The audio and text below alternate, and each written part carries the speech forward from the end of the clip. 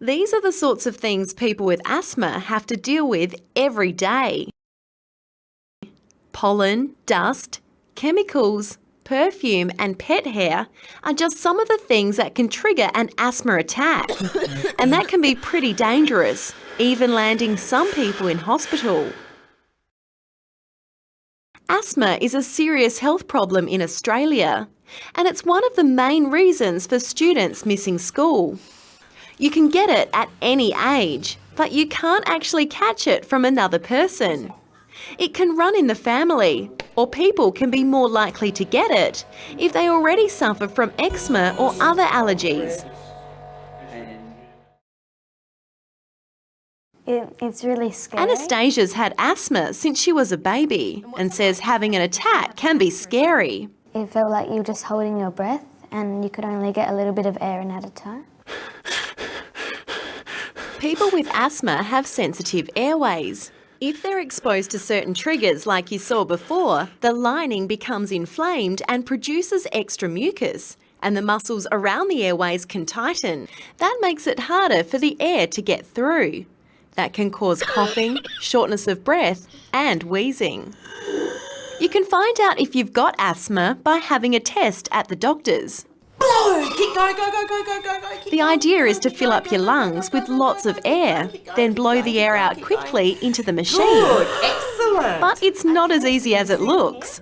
It's hard to tell from these results if I have asthma, but Kerry reckons I've got a pretty normal lung function, so it's looking like I don't have it.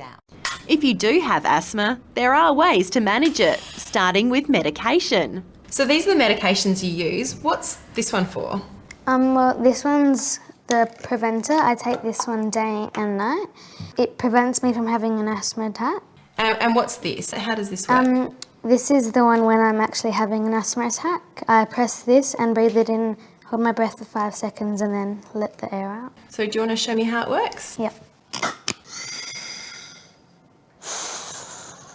And I do that 6 to 12 times. You've probably seen friends at school carry these things, called inhalers or puffers. They've got a gas inside that pushes the medicine into the lungs. It relaxes them, widens the airways and makes it easier to breathe.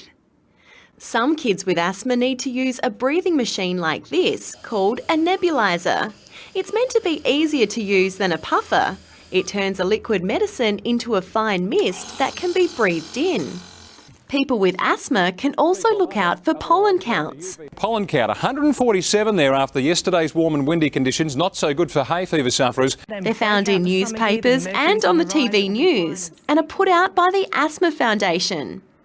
They tell us how much pollen will be in the air, so people with asthma who are allergic to pollen can prepare for the next day. Keep going. So far, there's no cure for asthma, but scientists are working on finding one. That doesn't mean people with asthma can't have lots of fun and be active. So while scientists continue to look for a cure for asthma, people like Anastasia will have to keep their inhaler on standby.